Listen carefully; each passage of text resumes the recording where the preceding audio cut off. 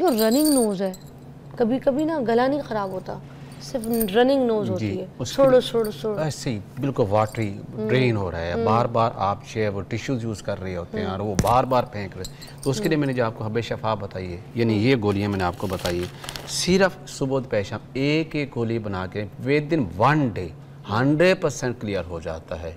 आपका वो running water बिल्कुल क्लियर हो जाता है और सबसे बड़ा फ़ायदा ये है आपकी नाक ब्लॉक भी नहीं होती है इससे।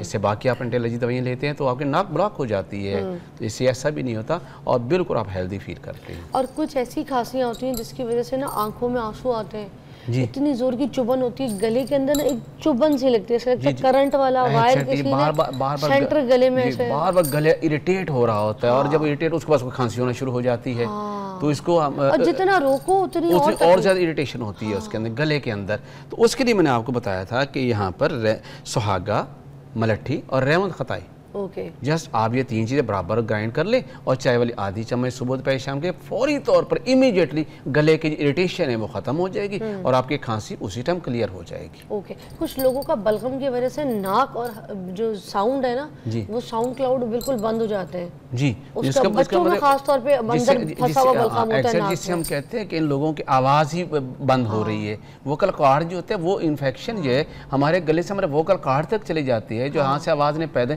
तो उसको इन्फ्लेम्ड कर देता है।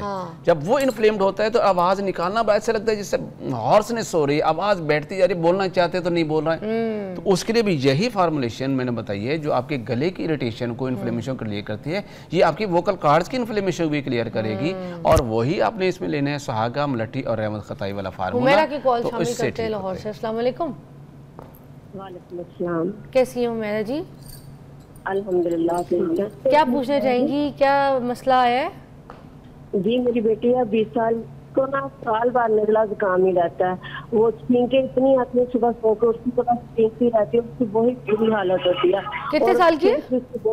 20 साल उसकी उम्र है। 20 साल की है, उसको नजला ही रहता है, उठती है तो बहुत ज्यादा उसको छींके आती है। जी जी, उसके जो है वो बच्चे जिनको इसको हम एलर्जिक प्रॉब्लम कहते हैं, सुबह उठते ही घर वालों को पता चल जब अलार्म चल गया है बच्चा उठेगा और छींके मारना शुरू कर देगा। ऐसे भी बच्चे होते हैं? ऐसे ही होता है, घर वालों को पता चलेगा हमारा ये बच्चा उठ गया, क्योंकि जैसे ही उठते हैं उनको छींक आना शुरू हो जाती है। जैसे एसी से बाहर जाता है तो उसको छींक आना शुरू हो जाती है, बाहर से एसी में आता है तो इसको छींक आना शुरू हो जाती है। उसकी वजह क्या होती है, इसके नाक के अंदर जो म्यूकोसल मेम्ब्रेन है उसके अंदर स्वेलिंग हो चुकी होती है।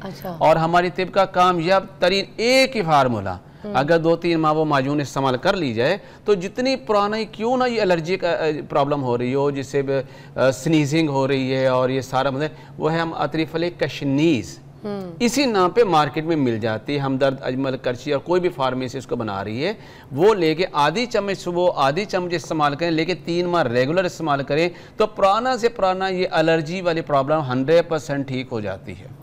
सिंगल रेमेडी, बस कोई दूसरी दवाई लेने की जरूरत नहीं। ट्राई करें फिर ये आपकी नहीं, हमारा 25 साल से आजमूदा है, मैं बारहा पेशेंट को देता हूँ जो बेचारे वैक्सीनेशन करवा कर थक गए हैं, एंटी एलर्जी दवाइयाँ खा कर थक गए हैं, बट इस एक सिंगल रेमेडी में उसमें क्या है, 3 फल, हरड़, भेड़ा, आंवला और एक काली हरड़ और एक कशनी जिसे हम धनिया कहते हैं, चारों चीज़ें 5 चीज़ें बराबर वजन में ले लें और जितना पाउडर हो उससे 3 गुना शहद मिला लें तो आपके पास ये मजून तैयार है। अतरीफल कशनीजी पाउडर से 3 गुना ऊपर शहद खाली से मिला लें तो आपके पास एक मजून टाइप ये बन जाती है। यानी आपने हरड़ का छिलका लिया, भेड़ा का छिलका लिया, आंवले का छिलका लिया, काली हरड़ ले ली और कशनीज यानी धनिया खुश्क ले लिया। ये आपके पास 5 चीज़ें आ गई, 5 चीज़ों का पाउडर कर लिया। अगर सपोज ये 50 ग्राम पाउडर चारों के 5 का मिक्स कर लिया तो 150 ग्राम इसमें शहद डाल लें। और अगर पेशेंट को शुगर हो फिर तो आप सिंपल यही पाउडर ले लें, आपको शहद डालने की जरूरत नहीं है। इफेक्टिव इंग्रेडिएंट्स तो ये हैं। वो बच्चे जो नहीं है थोड़ा सा टेस्ट लेने चाहिए तो आप उसमें शहद डाल लें, और जो डायबिटिक हैं वो सिंपल यही पाउडर करके रख लें, आधी चम्मच सुबह आधी चम्मच शाम खाएं और ऐसे मैजिक रिजल्ट मिलेंगे।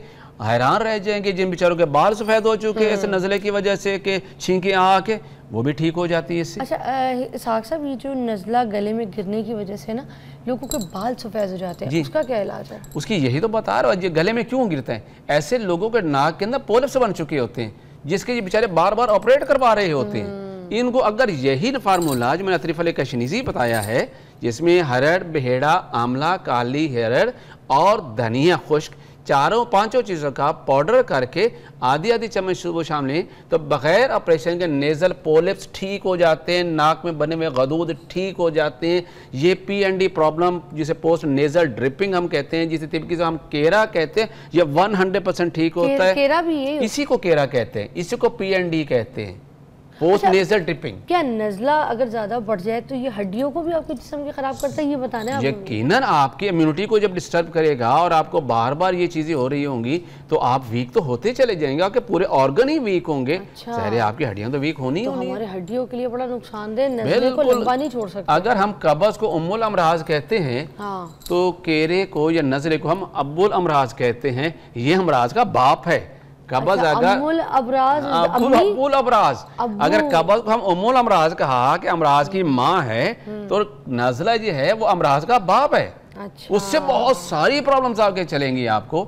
सिर नज़ला हुआ, फिर खांसी हुआ, फिर दमा हुआ, फिर केरा हुआ, फिर नेज़ल पोलिप्स बन गई और आप इसके अजीब प्रॉब्लम के शिकार होते चले जाएंगे। अर्ली स्टेज पे इसको डायग्नोज कीजिए, इसकी तशखीस कीजिए किस टाइप का है। जैसे मैंने आपको वजाहत बता दी है उसके मुताबिक सिंपल से हर्ब यूज़ करें और आप क्रॉनिक प्रॉब्लम में नहीं जाते, वहीं पे क्लियर हो जाता है। चीचा वतनी से कॉल है। यास्मीन, क्या सीन? यास्मीन, हाय यास्मीन। यास्मीन, यास्मीन की कॉल। वालेकुम सलाम, कैसी है यास्मीन जी? मैडम अस्सलाम वालेकुम। वालेकुम सलाम जी। यास्मीन जी क्या पूछेंगी, कैसी हैं? जी मैंने सवाल ये पूछना है, मेरे मियाँ सिगरेट पीने से उसको छाती से बलगम बहुत आती है। उनके मियाँ को सिगरेट पीने से छाती से बलगम बहुत आती है? पहले तो ये है कि आप उनकी जो है बलगम की बड़ी वजह जो बन रही है वो उनके यही है कि सिगरेट है। सबसे पहले तो उनको सिगरेट बंद कर दीजिए और देन उसके बाद बलगम को खारिज करने के लिए मैंने आपके सामने बताया है कि आपने सुहागा, मलट्ठी और रेवंत खताई ये 3 चीज़ें बराबर वजन में लेके चाय वाली आधी चम्मच सुबह दोपहर शाम करें तो ये छाती को ऐसे ही साफ़ कर देते हैं जैसे धोबी कपड़े को साफ़ कर देता है। ऐसे आपकी छाती क्लियर हो जाती है और उस पर कोई सांस की प्रॉब्लम नहीं रहती। मुकम्मल जैसे सांस से जो आपकी सांस की नाली में रेशा जमा हुआ था वो बाहर निकल गया, अब सांस लेना भी आसान है। और फर्दर जो बलगम पैदा हो रही है उसके सांस की नालियों के इन्फ्लेमेशन को क्लियर किया और आपको दोबारा बलगम बनी ही नहीं है। बलगम तो एक रद्द अमल है जिस्म का, उस इरिटेशन को ख़त्म करने के लिए जो स्मोक अंदर जा रहा था, जो आपकी म्यूकस जो सांस की जो नालियों के अंदर के जो लेयर है उसको इरिटेट कर रहा था, बलगम पैदा ही हुई थी कि उसको फर्दर डैमेज होने से बचाने के लिए आप वो देना बंद करें, ये इसको क्योर कर देगा फार्मूला। यास्मीन जी ये ट्राई कीजिएगा और आपके हस्बैंड की जो सिगरेट है वो वाकई कम करवाइए, वो बंद करना पड़ेगा, अदरवाइज ये जाके बहुत डेंजरस प्रॉब्लम पैदा करते हैं। आप उनको धमकी लगाए मैं मैके चली जाऊंगी, आप मैके की धमकी लगाएं वो सिगरेट छोड़ेंगे। हाँ, या फिर आप उनको बोले मैं तुम्हें रोटी ठंडी दूंगी फिर वो मैके चले जाएंगे, या आप उनको बोले मैं तुम्हारे कपड़ों में स्ट्रे नहीं करूँगी, कुछ ऐसी बातें बोले तो वो तंग हो कि सिगरेट छोड़ें, या फिर आस्ता आस्ता उनकी सिगरेट को कम कराएं, या फिर उनकी जो सिगरेट है ना उस पर तारी मीरी का तेल लगा दें। आय हाय, वेरी नाइस। नेक्स्ट हम बात करते हैं कि सर्दी बात नहीं करेंगे, हम बात नहीं करेंगे, ठीक है, ब्रेक ले रही है। ओके, ब्रेक लीजिएगा।